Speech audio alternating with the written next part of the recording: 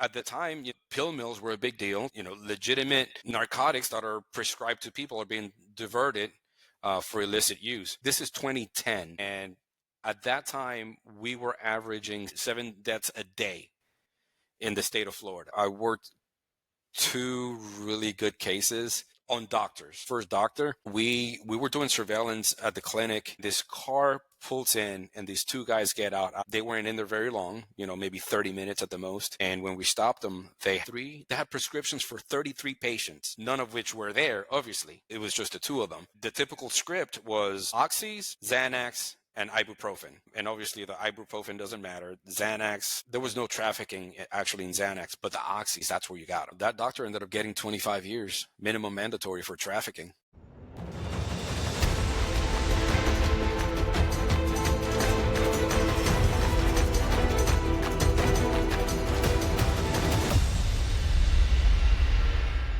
Hey guys, welcome back to part 2 of this week's episode.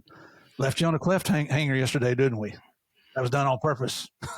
I think it's on purpose. I don't know if it was or not. Maybe it's just probably dumb luck on my part. But welcome back to this second part of this week's episode with Rob Hernandez. We're talking about after he's been in the Navy, he's with the Orange County, Florida Sheriff's Department. If you remember the end of yesterday's story, he had just been involved in an officer-involved shooting where he was forced to kill a suspect who was going to try to run over him with a car and was pulling the gun out to shoot him. So in my book, that's a clean shoot. But we were talking about Rob's feelings afterwards that he went home and slept with no problems at all. If you listened after yesterday's episode, you heard my opinion on that I think the good Lord gave him the ability to deal with stuff like that. Not everybody can, but you know what? There's a lot of things that you deal with in your job that I can't deal with or Rob can't deal with. So that's why I say I think God gives us gifts to do certain things, and part of ours is service and being able to handle traumatic events and continue on with our lives. But you were talking to us there, Rob. You were getting ready to tell us, and I asked you to hold on and tell us today. I appreciate you doing that and not cussing me out when you turn the camera off here. A whole 24 hours later. Yeah. We're still in the same shirt. That smells all right, but we're okay. But let's just continue on with that. Now, you've already slept. You've gone and spoken to your brother-in-law. Have you talked to a psychologist yet? No, not yet. So where are you in this process? So I'm the psychologist has to come into play before I go back to duty, and so I'm kind of dealing. I'm doing better. I've talked to my brother-in-law. He explained a few things. I was starting to deal with things. Now this happened on a Friday. Sunday, I'm on an airplane to Milwaukee to teach. So I was mentally busy. I had been teaching by that point. I started teaching that year. I started teaching gang identification. So I had a lot going on in my head. So I was occupied. My mind was occupied with other things. So I'm doing better. So I go to Milwaukee. By that point, my wife comes back from being out of state with the kids. And that's another thing. She called me in the middle of this whole thing. I'm sitting in the car. The guy is still laying on the ground because paramedics came out. Just so you know, it turns out that they had done a homicide 2 nights before. And we didn't know it was them. We knew the homicide. We didn't know it was them. So that also played into the whole not wanting to go to jail or going to prison. So I'm still at the scene. She calls me. I tell her I was supposed to go to a concert that night, and she's like, "Oh, you going to the show tonight?" I'm like, "Nah, I'm working late," and that's all I said. She's like, "I'm all right," because she was used to the working late, and so that happens. I go to Milwaukee. I come back. She was already back with my parents. My parents flew back with her. Now, my mom, who, as you remember, worked for Puerto Rico police, right? She'd been, by this point, she was already retired after 30 years. My parents knew that every time they come to visit, I'll take a few days off, but then I go back to work. And so they came, and day 1, I was here. Day 2, I was here. Day 3, I was here. Day 4, my mom goes, "Sit down." I'm like, what's up? I'm like, No what's, fooling mom. yeah. I'm like, what's up? She's like, what'd you do? I'm like, what did I do? I'm like, I didn't do anything. What are you talking about? She goes, 4 days you haven't been to work. You screwed up somewhere. You got suspended, didn't you? And I'm like, nah, ma, that's not what happened. And I explained it to her. And my wife already knew what happened because when I arrived in Milwaukee that day, that's when my name was released on the news. And all she knew was that a friend of her called her and said, there was a shooting, gang unit, and they said your husband's name. So she doesn't know what the heck is going on. So I'm in Milwaukee and she calls me. She's like, are you okay? What happened? I'm like, yeah, I'm okay. I'll explain everything. But obviously I'm alive. So we'll talk when I get back. So I'm going through all that. And, my time comes to go see the psychologist. And man, this lady needed a psychologist more than I did. I mean, she bit her nails all the way up here. I'm looking at her like I'm so distracted because like she's listening to me, but it's, she's obviously in need of some mental health professional herself, right?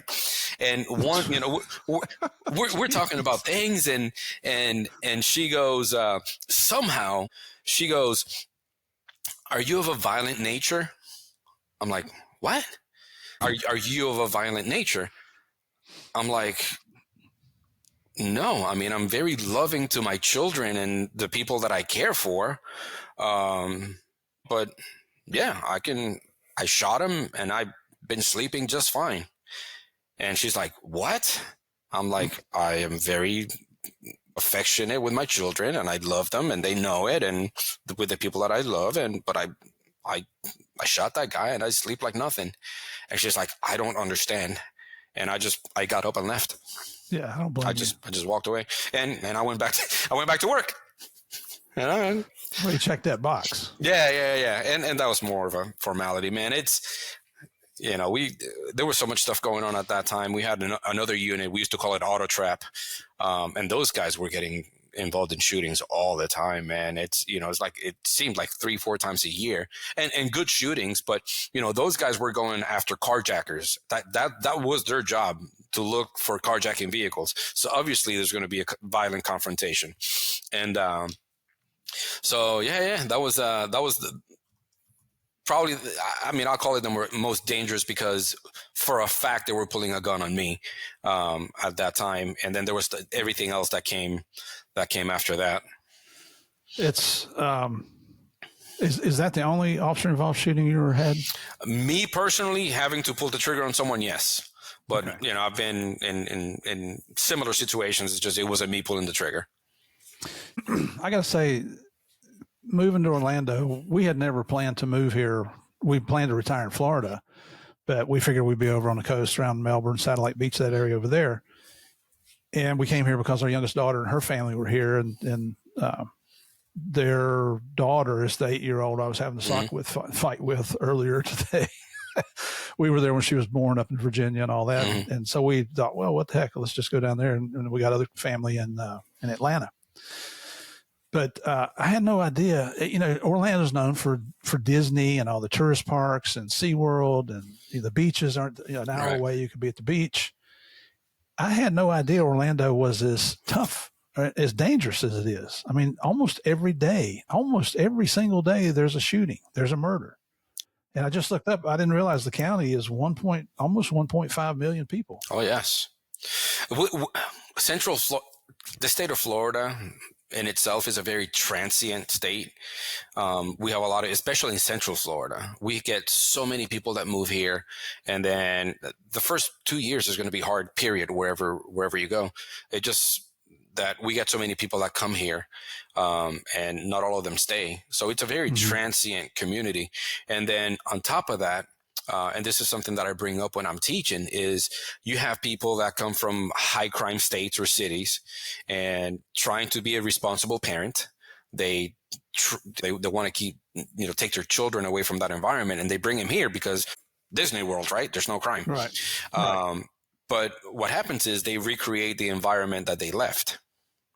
And then on top of that, you had what we call the 3-time losers in California that they're looking at life in prison if they're convicted of a third felony. So where do they go? They go here. It's similar climate, not as obviously more humid than California, but it's basically California with the exception of the politics, on the East Coast.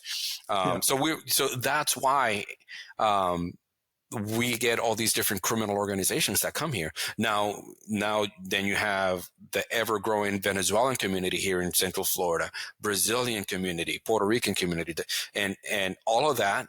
That doesn't mean anything, nothing specific to those nationalities and their being involved in crime, but it's going to bring that element also, that still have ties to those criminal organizations in, be it Brazil with the PCC, TDA in Venezuela, Los Troneros, which is something that we need to start paying attention to here in the States, which is an Ecuadorian group, which is super violent. So there's a lot of crime. There's a guy that I need to introduce you to. I'll get you a copy of his book, Wes Tabor. He's going to be the guest on the show either next episode or the episode after that, I believe, unless something falls through at the last minute. He's still real busy, but he just wrote a book about gangs, and I just started reading it. I'm about a quarter of the way into it, and he's the ones he's primarily talking. He was stationed in Venezuela as a DEA country attaché, and this was when Chavez, I think, was still in office down there, and they had kicked everybody out of the country in DEA except for the country attaché, one agent, two secretaries. Oh. Now, how effective are you going to be? That's one thing we'll talk about on his interview. Oh, man. I just read something very interesting about Venezuela and cocaine seizures. What'd you hear? I read from one of the sources that I use for research. They were supposedly like seizing all this cocaine in semi-submersibles. And it's a big hit, like a ton, whatever. And then like 2 weeks later, they have another big hit, another semi-submersible. And supposedly it's the same dope. Build those stats, man. Yep, it's the same dope. They just put it on a different boat. How'd that happen? Interesting. Wonder whose pocket they got lined on that one and how much they charge per kilo. Jesus, man. It's crazy. Third world. Yeah. It's very different in those worlds. So did you stay in the gang unit until you decided to move on to another agency? Yes. So in 2008, the rank structure, you're a deputy first class, corporal, sergeant, lieutenant. I was a deputy first class, and the corporal's exam was coming around, and I'm thinking, man, do I want to give up my clothing allowance, my unmarked vehicle, my full Indy, because we had full Indy in our vehicles, and full Indy is you have full use of your vehicle, on and off duty, and tons of overtime. That was the only thing that was, but I'm making money, and then promote to corporal, go to work midnight somewhere, God knows where in the county, for an extra quarter an hour. I'm like, I can't do it. That's all? It was about that. It was about an extra 25 cents an hour to get promoted to corporal, at least at the time. And so my corporal in the gang unit, who was also my teaching partner at the time, he had interned at a state agency before he came to work for Orange County. And he goes, "Hey, I just went to a meeting, and the state agency, the big initiative for the Attorney General is gangs. So they're looking for gang investigators, and it's state retirement. It's the same retirement as Orange County. All the counties, well, even up in Jacksonville and Miami, I think they're all now having to switch over to FRS. But all the sheriff's offices are in the state retirement system. So it would have been a matter of just, there's no gap in service or anything. It's just same retirement. Mm-hmm. So I'm like, all right, so are you putting in? It's like, yeah, I'm putting in. All right, I'll put in. So we both got hired. We quit the same day. We started the same day at our agency, a state agency. And then that's what we did for the first almost 3 years that I was there. That's all we did, working gangs. But now I left Orange County. I was in the middle of a RICO investigation. It was another hybrid gang. And I walked into my new state agency with a RICO in hand. Now, Orange County, my replacement was still the lead because I turned it over to him. But now we're bringing the state jurisdiction. So I'm still working the RICO. And it just so happened that as part of that RICO, we were working a homicide that happened where a kid that was shot and killed in a church parking lot over here on the east side of the county. Well, we go to a meeting with homicide, and when they say the name of the suspect, it is a relative of a relative. Like, not related to me, but related to a relative. So I knew the kid, I knew the name. I didn't know he was part of that gang. And I left the meeting. I went to my, this is actually before I went to my agency. I had a meeting with my sergeant. I said, look, just so you know, this guy is related to this person. And he goes, is that a problem? I said, not for me, it isn't. If it's not for you, it's not for me. He goes, deal. And then the arrest happened when I was at the new agency. So, and that's something that I had a conversation. I didn't say anything to the family member. But after, I said, hey, just so you know, because potentially, just so you know, I mean, I'm the one that ID'd him in the surveillance. And it was, so I told him, I said, look, my name may come up in court. My name may come up in, documents if the family gets documents. So I just don't want to make it an awkward Thanksgiving, just so you know. So, but yeah, they did. When they arrested him, he worked at a business, and there was a Chinese restaurant next to the business. And I wasn't on the takedown team. I was on the surveillance team. And then he came out, and I said, oh, well, that's him. He walked into the Chinese restaurant, and then they did the takedown. They did, I'm not going to go into too much detail, but they called it a Slurpee slam on him. And I'll explain offline later what that is.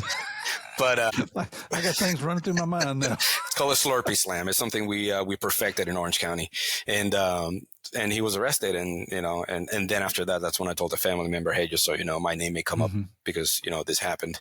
But so I started with this state agency. From 2008 to 2010, that's what I was doing. I was doing just nothing but gang cases. And basically, at the time, we were like the only two actual gang agents that came over to the agency throughout the state. They had people that were assigned to like gang units in this agency, but we were really like the two that came from a gang unit that had done RICOs and T3s and long-term gang cases. So it was a busy 2 years. I went through a divorce in that process also. Separation and then divorce during that process. And then in 2010, I walked in the office one day, a gang agent, and walked out a dope agent. How that happened, I have no idea. But I walked in and they said, by the way, because apparently we solved a gang problem in 2 years, right? We eradicated every gang in the state of Florida. But you know how it is. DEA is a little more specific, but DEA, so fentanyl is the flavor of the day, and heroin was. So for my agencies like that, it's just that it's broader, because at the time it was gangs, and then it was drug diversion. So they put me in a mid-level narcotics squad to work diversion cases. I had experience working dope cases, nothing huge, what a normal local agency would work. So I walked in, I was introduced to the sergeant, great guy. To this day, we stay in contact. He's retired now. He retired as a captain from Osceola County. And I said, listen, I'm not a UC guy. You asked me to do UC, I will do UC. Okay. What I am is I'm a facilitator. I know a lot of people. Okay. And on top of that, I said, because I know the typical local dope agent, most local dope agents don't have the attention span to work anything longer than 5 days. Yeah. So I will take all your dirty doctors and I will do all your long-term cases. And that's what I did for 3.5 years. And just tell everybody what a diversion investigator does. We've had that on here before, but just so it at the time, the pill mills were a big deal. So they were legitimate narcotics that are prescribed to people are being diverted for illicit use.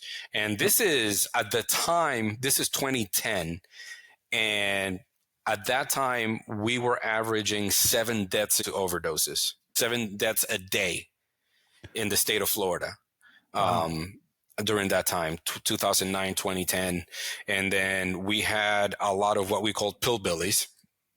which were people That's my from people. That's my people people. from West Virginia and Kentucky and Tennessee that they would come to Florida because it was just so easy, man, to get prescription Yeah. drugs. And I worked, man, I worked two really good cases on doctors. One of the doctors, I worked him like a dope dealer, and he got a minimum mandatory for trafficking. We were Excellent. doing, I worked this guy. I worked him for like a year. The other guy I worked for like a year and a half. But this guy that I worked, this first doctor, we were doing surveillance at the clinic, and we're about to call it, and the sergeant's like, hey, you want to call it? Nothing's going on. I'm like, give me 15 more minutes. I have a whole squad out in the middle of nowhere in Point Siena, which it doesn't matter which route you take to Point Siena, it's always going to be an hour. You could leave from 2 streets over and it's going to take you an hour to get to Point Siena. So we're sitting there, and this car pulls in, and these two guys get out. I said, dude, we're here. We're going to wait for those two guys to come out. And they came out. They weren't in there very long, maybe 30 minutes at the most. And we got PC for a traffic stop. And when we stopped them, they had, I want to say was it 33? They had prescriptions for 33 patients, none of which were there, obviously, because Wow. it was just the two of them. And the typical script was oxys, Xanax, and ibuprofen. And obviously the ibuprofen doesn't matter. The Xanax, there was no trafficking actually in Xanax, but the oxys, that's where you got them. And it was a couple of guys from Sarasota, Florida. And yeah, man, we ended up, that doctor ended up getting 25 years minimum mandatory for trafficking. Good. Did those guys have out of state tags on their car? No, they were local, or not local, but from Sarasota. Wow. Yeah. And then the other one that I worked, yes, that you used to get a lot of out of state tags in that one. And one of the, well, I didn't know it at the time, but one of his patients died in Osceola County, and they were from Kentucky. And so I identified everyone, and, you labeled them a DTO, a drug trafficking organization, like, people selling, trafficking heroin and all of that. And so I started a death investigation, because the way I looked at it, the organization provided transportation, meals, lodging. They provided all of that. So that case took me to Kentucky twice. And the second time we went to Kentucky, I'm with a detective from Osceola County, right? And great guy. And we go out there, but he has to fly back. And I'm not flying back until the next day.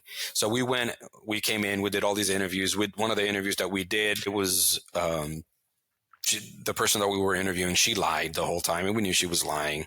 And it's a complete waste of time, whatever. So we get back to the hotel. I take him to the airport, and I get a call from the sergeant in that city where we did the interview. And he goes, hey, listen, she apologizes for lying to you. She wants to sit down and have do a truthful interview with you. And I'm like, Jeez. dang, man, I'm on my own here. I called it's a different time. It was a long time ago, but we were staying in Lexington, and we were traveling like 30 minutes to different cities. This particular city, everybody's kin out there. They're all related, right? Yeah. So I called my contact at the Kentucky State Police. I said, hey, listen, man, this sergeant called me.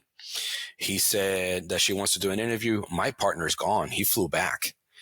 And so I'm stuck here by myself, and I got to do this interview. He goes, all right, start driving, but don't go there right away. So I drove, and I parked in a Kroger grocery store parking lot. And he calls me back. He said, hey, man, I checked up on that sergeant and stuff. Everything seems fine. And I'm like, all right, well, let's see what happens. And I'm sitting in the car, and I'm like, man, if something happens to me, because I had heard some stories already while being in Kentucky on my first trip, and then now the second trip. Well, one question: did you hear banjo music? In my head, I did. And if I heard them in my head, they were real. And so I called the sergeant, and I said, hey, listen, if you don't hear from me by midnight, then call this guy from the state police. He knows where I'm going to be. But I started thinking, I'm like, man, who has the resources to get here quick or have resources around here? I'm like, man. And I remembered I have a family member that did his duty to the country, and he had a lot of connections, doing very specific jobs. And I said, listen, I called him up and I said, listen, bro, if you don't hear from me by midnight, something went bad and I need somebody to find me. Come and get me. Yeah, roger that. No problem. So I remember I get there, we're meeting like in a little substation that's in a county or city complex, but it was a government complex. And I pulled up and I parked, there's nobody there. And I'm like, there's no way they're going to catch me in my car by myself. They're not going to sneak up behind me. I get out. I specifically took my gun out of my ankle holster, put it in my waistband, and I found a crack in between two buildings. And I stood there, right, watching the parking lot. And they get there. The sergeant gets there with this chick that we're interviewing. And I gave him, it felt like 5 minutes, but I probably gave him like 2 minutes. I came out. We go in, we do the interview. I didn't get kidnapped or anything. I'm alive. And at midnight, I'm texting my family member, hey, it's all good. I'll give you a call tomorrow. So the next day, like, hey, man, thanks for looking out. Everything went fine. Obviously, I'm fine. And he goes, that was a good move. I'm like, yeah. I mean, I figured, call somebody that could get resources out here. He goes, nah, man, that going in between the two buildings and putting your gun out from your ankle holster. I'm like, bro, you are scary. He said, it's a government complex with cameras everywhere. So you're kidding. Yeah. He's like, we had eyes on you. Wow. Yeah. So I love that guy to death. Oh yeah. He gets a free bottle every year. Oh yeah, man. That's the man right there. And that's the time I thought I was going to get kidnapped in Kentucky again, because I had heard some stories already, on my first trip there. But I did that. I did mainly diversion for about 3.5 years. It's very stereotypical, those kind of stories, because I worked in West Virginia for years and years up there in Virginia, and you don't think anything about it when you grew up like that. Just there's one county there in West Virginia, McDowell County. We call it the Free State of McDowell. And that's where my mom and dad grew up, and it's so poverty stricken now that even Walmart and Kmart moved out. Oh wow! I mean, it's terrible down there. You feel so sorry for the people. Most of them were coal miners, and those coal mines didn't mine the correct kind of coal or whatever it was. And then the drugs come in, just like you talked about. Yeah. And beautiful states, man.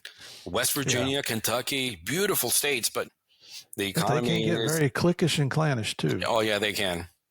So yes, they can. And I've never told you this, Rob, but just so you know, my great-grandfather is John C. Hatfield. My great-grandmother is Lucinda McCoy. Are you serious? Yep. So that's the Hatfield McCoy coming together. We're related to both sides. Oh, my God. You hate yourself, don't you? Sometimes. I just can't stand myself sometimes. Yeah, it depends on what the argument is, which way I go. Yeah. So, yeah, I did that, and that was a fun time. I did UC a couple of times, but it was usually like dry meats. Just only because it wasn't my thing. Now, we had a guy in my squad, man. That guy was a beast when he came to undercover work. He was so good that later on, when I went to counterterrorism, I used him. Oh, that guy could talk to anybody. They called him the fast-talking Yankee. That guy, he could talk to anybody, man. You just drop him, and he'll do the rest. But that just wasn't my thing. Yeah. And that, not to get off on a tangent, but we're going to. There was a guy I worked with in Miami, DEA, Pete Sarin, who's dead now, God rest his soul. But Pete was like that, man. He was FBI before he came over to DEA. I think he was originally from New York or New Jersey, and he was going bald, and he was fancying himself as the ladies' man. So he was having the hair plugs put in, looked like a baby doll's head. And he would go do undercover with bandages, oozing blood. Oh, my God. Nobody ever thought he was a cop. But we were doing a surveillance on this long-term case. I'd gone down undercover with some other guys, and we picked up 400 kilos of coke. At that time, that's the biggest dope seizure I'd ever seen in my life. Before that, the most I'd ever seen was 2 ounces. And this was my first undercover with DEA. We picked up 400 kilos down the Turks and Caicos Islands. So we come back, and we're going to do a controlled delivery. And there's one lady who was kind of in charge of this organization. And we're following around, and Pete he was terrible at surveillance. He'd lock bumpers with him. You know what that means. He's getting way too close. And we've got 12, 14 cars out there. You can roll people in and out. You can do parallel streets and all kinds of things. And Pete would just lock bumpers with her. And we're telling him, Pete, back off. You're too close. Well, she parks and goes into this building, doesn't look around or anything. So we've got eyeballs set up on both ends of the street. She can't get out without us seeing her. And lo and behold, whoever's got the eyeball calls out that she's coming out to get in her car. Pete drives down the damn street. It's like, Pete, don't, man, you're going to blow it. She gets out of her car and gets out in the middle of the street and stops him. Why are you following me? I've seen you too many times now. What's going on here? And he put the moves on her like, baby, I saw you at the shopping center over there, and I just thought you're the hottest thing I've ever seen in my life. And he just laid it on, and she fell for it. Oh, my God. That's hilarious. So they exchanged numbers. So eventually when we arrested her, we got her in lock up there at the DEA building down in Miami at the Koger Center. And Pete comes walking in to talk to her. She's like, yo, you son of a bitch. I thought you liked me. That's hilarious. Yeah, I was never quick enough to come with that kind of stuff. Yeah, neither was I, man. It just wasn't my thing. I did it, if they asked me, but I never volunteered for it. Yeah. You not only did that, but I was looking at your resume and found you on LinkedIn.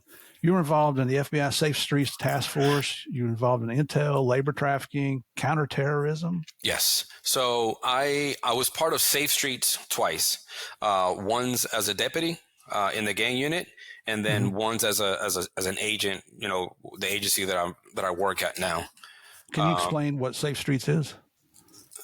Yeah, so Safe Streets it's the violent crimes gang task force, if you will, for the FBI, and I was there twice, like I said. You guys are you deputized federally?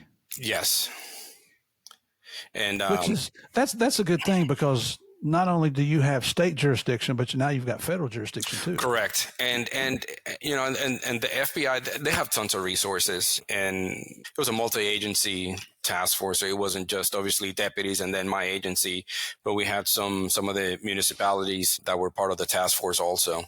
And we did some stuff there, but I always enjoyed doing kind of like my own thing. The best cases that I've ever worked, Steve, were stuff that I come up in the shower. Like the labor trafficking case. I had a boss that I would just sit down and say, hey, I want to work a Chinese labor trafficking case. And he goes, does it fit our mission? I said, yeah. He said, yes. I said, then why are you asking? Start working. It's a form of human trafficking. It's just on the labor side. There could be a combination of it is human trafficking, but there's no sex and there's no sexual act involved. It's just restaurants and places like that. Unfortunately, like labor. Yeah, exactly. And I thought it was a really good case, but at the time, if you took a case, we worked a lot like the feds. We have a prosecutor on board early on. Where I'm at now, not at the county level, but where I'm now, we work that way. And if the U.S. attorney found out that you had talked to the statewide prosecutor, they didn't want to even look at it. They didn't want to touch it. And we had an HSI agent that spoke Mandarin. We had him on board. Surveillances, financial records, business records. And unfortunately, I developed it as much as I could. And man, I regret not being able to finish that case, because they're like, yeah, we're not going to be able to prove it. But that's a matter of opinion. I thought we could have developed it if we had the time. But yeah, so I did the dope thing.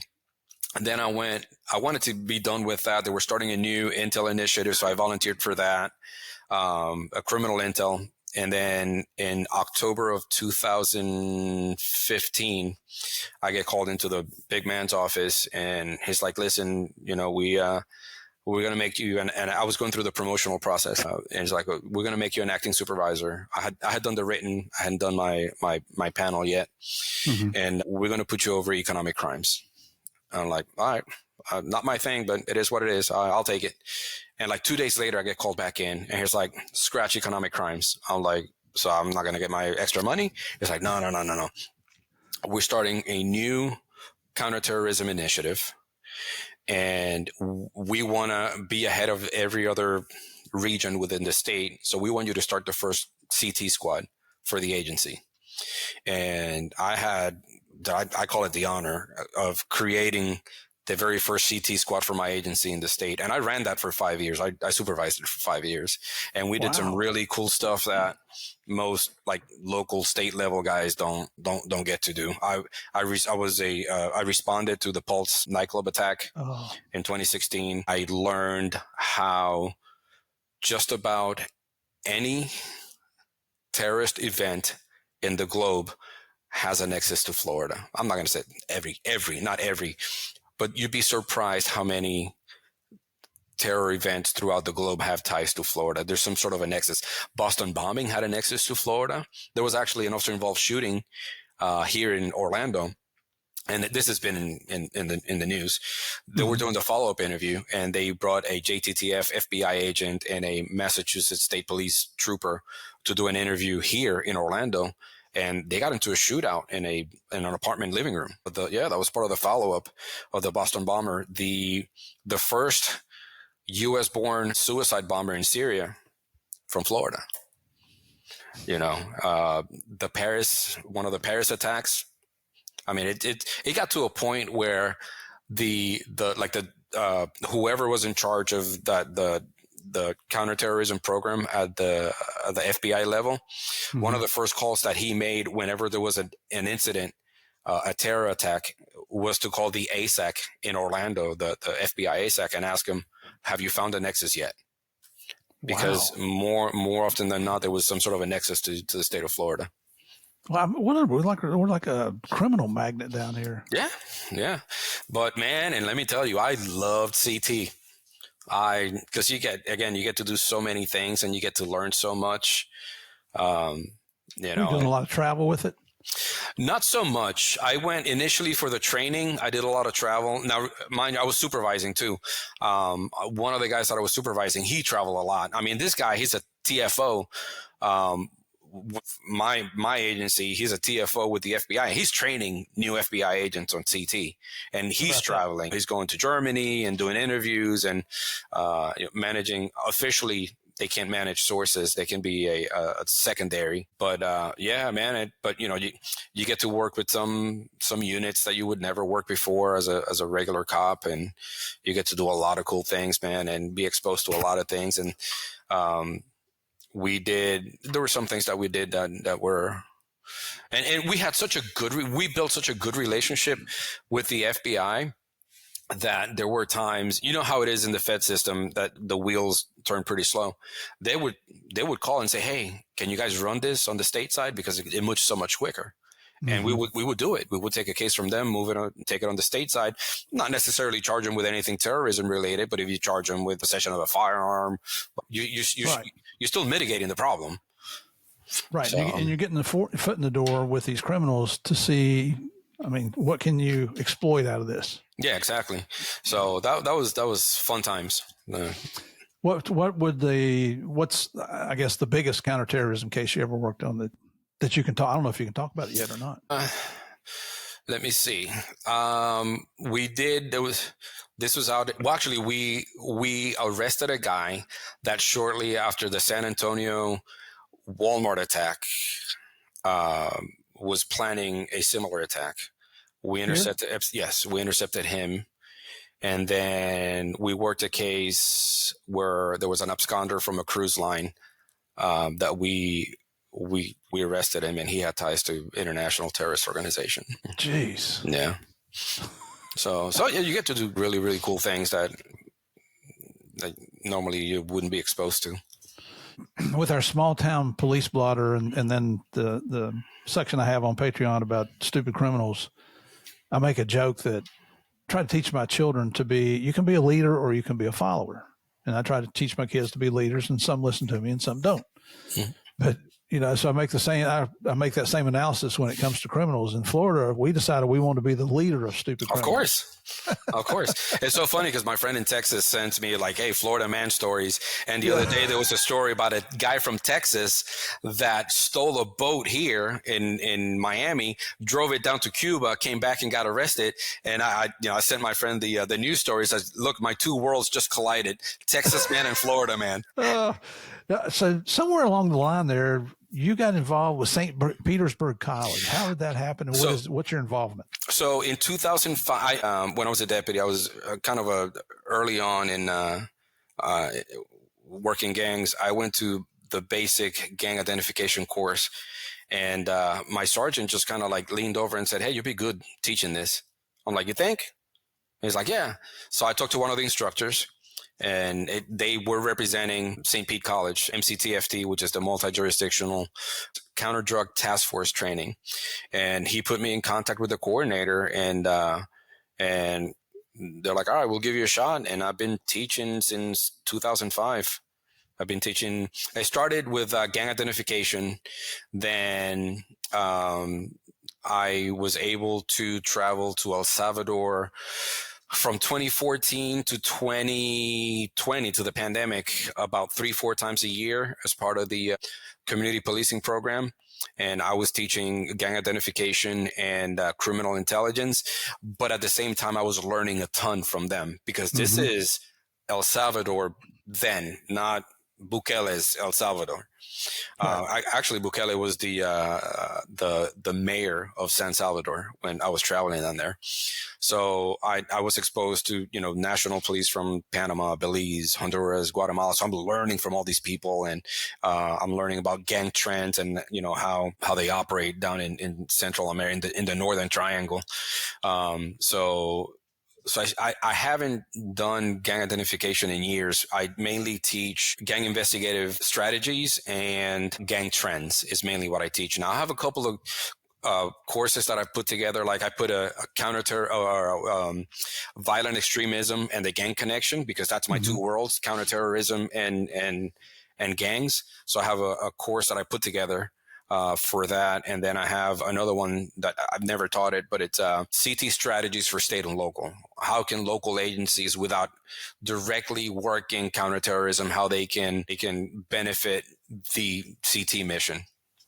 So all your students are law enforcement then, right? That is correct. Yes. It's not open to any of the students at the college? No, it's all cops, corrections, probation, prosecutors. And I've been fortunate, man. I've been to Peru, El Salvador, Puerto Rico, all over the United States, Dominican Republic last year. So I've been very fortunate when it comes to that. I'll tell you, I love the travel. I loved it with DEA, and I love it what I'm doing now. You get to travel around the world, and somebody else pays for it. That's the best part, when somebody else pays for it. Yeah, it's true. And then, as if you're not busy enough, in 2021, what'd you do? Created an LLC? Yes, I did. That is correct. And so now as of December of 2024, I quote unquote quit the college, and now I'm a contract through the LLC, which is Intelligence Training Group. And I also have a group of instructors that I can reach out to. Opportunity came up in Dominican Republic to teach de-escalation techniques. I called a friend of mine from Puerto Rico, DOJ, retired, and we went down to Dominican Republic, and I got different people that human trafficking and, that have different expertises that I can reach out to and provide training. You've got a real entrepreneurial side to you, because I'm thinking, with the agency, even at Orange County, you're getting involved in different things there. You're not turning down anything that's offered to you. And then you go to the agency you're at now, and you're creating units and running units. And then simply because somebody said, hey, you'd be good teaching this class, you get involved as an adjunct professor. Right. Now, then you start your own company. And we mentioned on yesterday's podcast episode that you started your own podcast. Right. And honestly, that's kind of your fault that I started doing that. I blame that on you. When are those royalty checks going to start coming in? When I start seeing any. Yeah, that's the truth. Isn't that the truth? But yeah, man, you know what, man, I enjoy it so much, and the stories, and obviously you start with friends. Our first guest, you actually had him on, which was Eddie Diaz, and I was I didn't know Eddie before, but I specifically wanted Eddie to be our first guest because his incident happened 2 weeks into FTO. And for those that haven't listened or don't remember, Eddie was shot 8 times in the middle of a traffic stop, and his partner, George DeSalvia, died in the incident. And I wanted Eddie to be the first guest because that incident made it real for me. You know, you watch videos in the academy, stuff like that, but now you're out there, you're wearing the uniform. That could be you doing a traffic stop at 2:00 in the morning, and yeah, we've had some good, really good guests, man. I usually, again, pulling from my friends pool, 9/11 responders, Pulse responders. Had a couple of Green Berets, which one of them I sent you the contact information so you could reconnect with him. Yeah. And because you guys spent time together at the same time in Medellin. So yeah. And then I feel fortunate that I was able to at least put you in contact with one of our guests and you were able to interview him. But I'm grateful that I've been able to also get some guests from you. Absolutely. We're scheduling with Tyler Schwab next week. Yeah, so I'm looking forward to that because I want to bring on obviously we're not going to show their image, but I want to bring a survivor also of human trafficking that can talk to to that life. Yeah, he's got. I'm not going to say the young lady's name, but I'm an honorary member of the board of directors for the Southern California Gang Conference, and every May we go out and have a week-long conference. And I got Tyler in as a speaker this year to talk about human trafficking because he runs Libertas International out of Medellin. And he brought a survivor with him. And this young lady, I thought she was 16, 17 years old. She's 32, 33 years old, married, got 2 daughters of her own. Mm. But if you remember that movie that Operation Underground Railroad came out with, Sound of Freedom. Sound of Freedom. That's her story. Oh, really?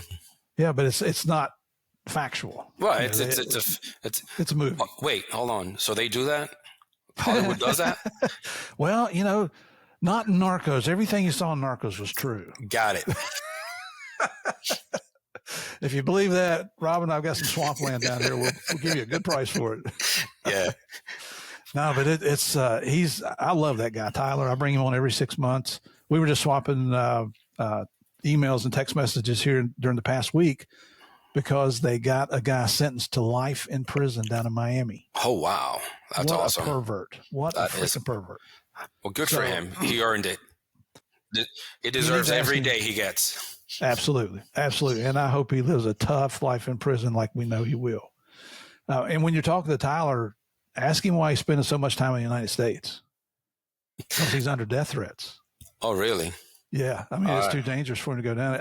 I have this kid, look at him as I got sons that are older than him. And this kid at 23 years old just takes it on himself to go do something. I just can't say enough good things about him. I think the world of him. Yeah, I'm looking forward to that one. And then you had Chris Feistel on there recently. So, yeah, I had Chris Feistel. He apologized about 20 times about his Spanish, and he did great. I said, look, man, you have a Cuban that was born in California, 2 Puerto Ricans that have been here for 40 years. You probably speak proper Spanish better than we do. That was a lot of fun. That was a lot of fun. And then we had Leo Silva.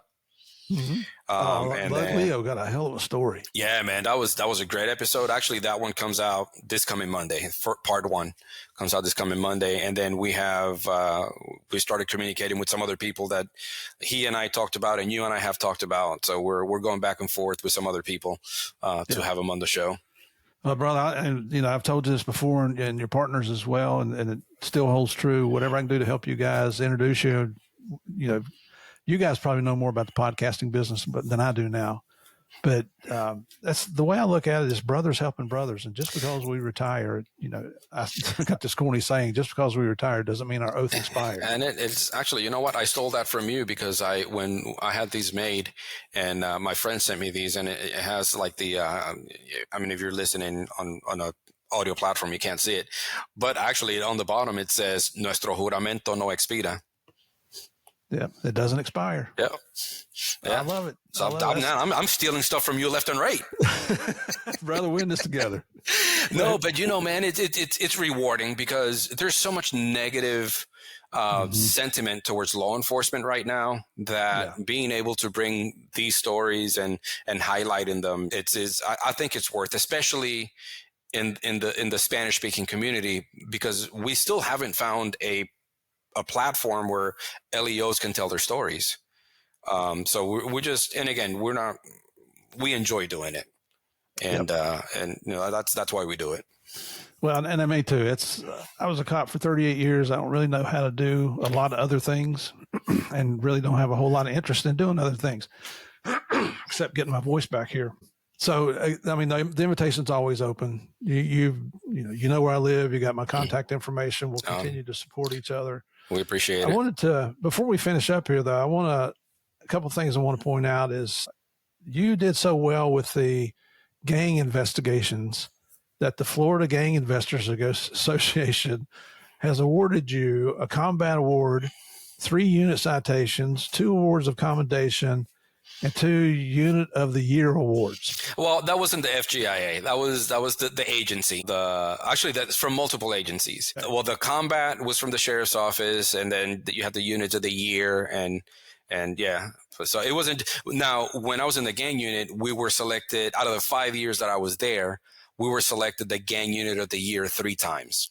3 years in a row, actually, almost. So yeah, I've been very blessed, man. I try to stay, humbled, because it's, I've just been very blessed professionally. I can't complain. Well, and for our listeners, you can tell, you've heard me say before, if you've got to toot your own horn, it's probably not worth tooting. And that's, I'm having to ask direct questions of you to get you to tell me information. There's a couple of things that we agreed to before we started that we wouldn't mention on here, and that's fine too, because this show is not about embarrassing law enforcement, first responders, or military heroes. It's all about promoting them in the most positive light, so that listeners get to hear the bravery, the dedication, the commitment, the sacrifice that's required to do a job where you're helping your fellow citizens. And a lot of them hate you just because of the job you have. They would just as soon see you and your family die as to have you come and help them. But we don't discriminate. You try to help everybody you can.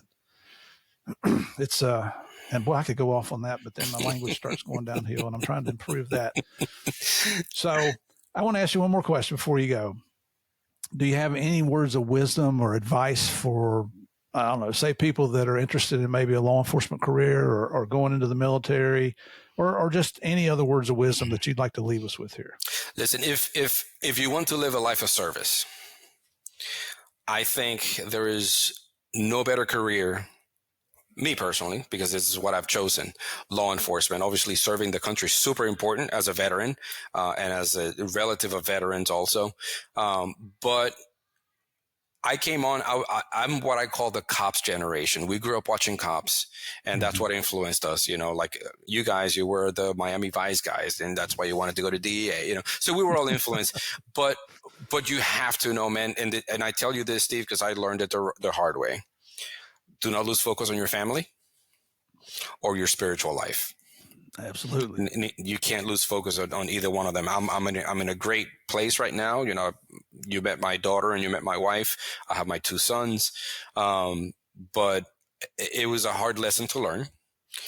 Professionally, I've, done great. Personally, I'd made some mistakes as an immature cop, and being a better dad and cop than a husband the first time around. But keep that in mind if you're going to go into this profession.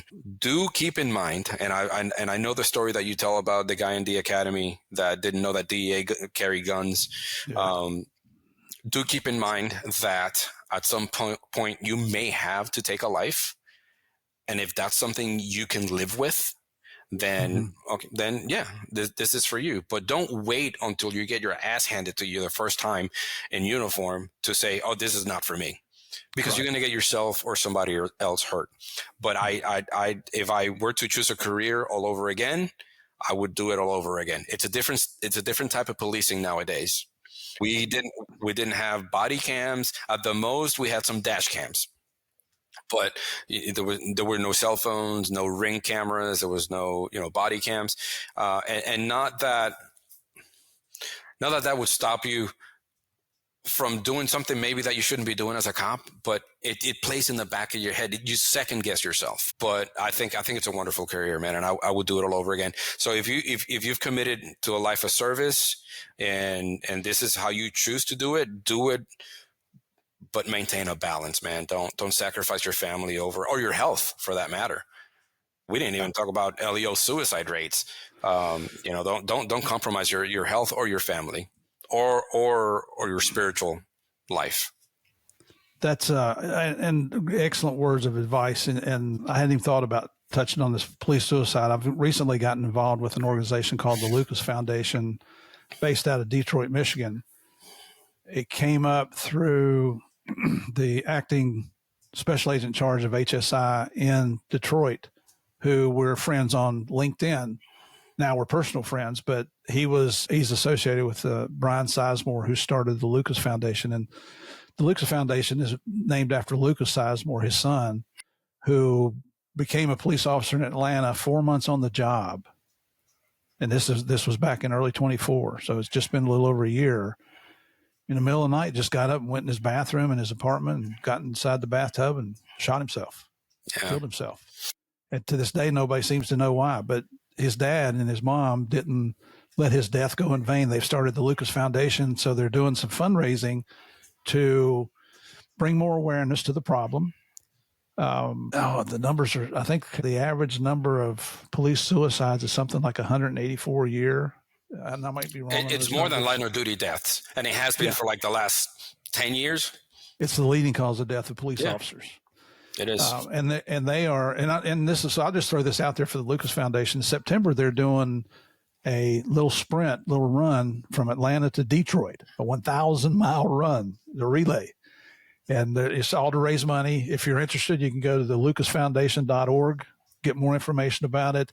They've got stops along the way, and you don't run 1,000 miles. You just run a leg of it, whatever you want to do to try to raise money. And they've all the checkpoints are police offices from Atlanta to Detroit. I just think it's one of the coolest things I've ever heard of. That's awesome. So if you want to know more about that, lucasfoundation.org, check them out. And if one thing to go along with what you were saying there on your advice is your family has to be on board with you if you're going to go into law enforcement, especially if you're going to go in the military. We're going to be deployed. At least in law enforcement, we get to go home most nights because this becomes a lifestyle. It's not just a 9 to 5 Monday through Friday. They're the ones I refer to them as our unsung heroes, because we expect them to take care of everything at home while we go do what we think is what our calling is. But I mean, the truth is, in my mind, we're still little kids and we're doing things that are exciting that we want to do. Yeah, we're overgrown children. Yeah. Never grow up. Yep. So if people want to find out more about Mr. Hernandez here, you can go his podcast. Check this out, Llamados a Servir. And I'm going to put a little sign up here because of those of you that don't speak Spanish, or those that you do speak Spanish, but you don't understand my hillbilly Spanish. You'll know where to find that out. I highly encourage you. Now, it is in Spanish language, so if you don't speak Spanish, you might be a little lost. You can find Rob here on Instagram at Rob Hernandez 26. Facebook, I found him at Llamados a Servir Podcast. TikTok, I found you at Roberto Hernandez 60 and Llamados a Servir. And on LinkedIn, I think that's probably one of the strongest platforms, Roberto Hernandez. Yeah. And we have a YouTube channel also, which is youtube.com/@ Llamados a Servir Podcast. And we upload the videos and some educational videos that we upload. Love it. Man, it's been an honor to have you on here. I'm glad that we did this. I'm glad we were just catching up on some other things. And I thought, well, crap, why haven't I ever invited him over here? Well, I'm humbled, and I really appreciate the opportunity to come out here and just sit down and talk to you. Well, I'm honored that you agreed to do this, and I'm very happy that we've become friends down here. And honestly, I don't have a whole lot of friends here in Florida other than cops. Man, that's the way it was when I was on the job. Yeah, exactly. So nothing's changed. Pretty much. So thank you, brother. Thank you very much. We appreciate your openness and your honesty and being able to share stories with us, especially the officer-involved shooting and the related demons that come along with that. We've had quite a few people come on here and talk about that, and everybody, it's different. There's no book that says do step A, B, C, and D, and you'll get rid of PTSD or anxiety or depression. Correct. But here's one thing I will say to our listeners: if you need help, you don't have to go anything alone. Just dial. We have a national number, 988. It's the Suicide and Crisis Hotline. It's manned 7/24/365. They speak English and Spanish. It's in the United States, Canada, and Mexico. If they cannot help you on the phone, they will put you in touch with somebody that can give you some help. So please, if you're going through things and you just think you can't handle it anymore, please call 988. And you're seeing it on the screen here because I'm putting it up on a little card. 988. That's all you got to do. You can even text it. You don't have to talk to them. You don't have to tell them where you are. You don't have to tell them who you are. But please don't do the worst thing that you could do and take your life. We care about you here on Game of Crimes. I know they care about you on Yamato Sasevier. Just get the help you need. So, absolutely. Listeners, thank you folks again for coming back every week. Thanks you for bearing with me and my hillbilly Spanish here, and had a good time today and with Roberto here. I'm sure this relationship's going to continue. One of these days, we'll tell you who he really works for. Yeah, when I pull the plug. Maybe a 3-letter agency. You never know. You just have to stick around with Game of Crimes before you find out, won't you? But thank you for coming back. I don't understand why you do, but in reality, I think I do, because you love to play the biggest, the baddest, the most dangerous game of all, and that's the Game of Crimes. Until next week, God bless. We'll see you then.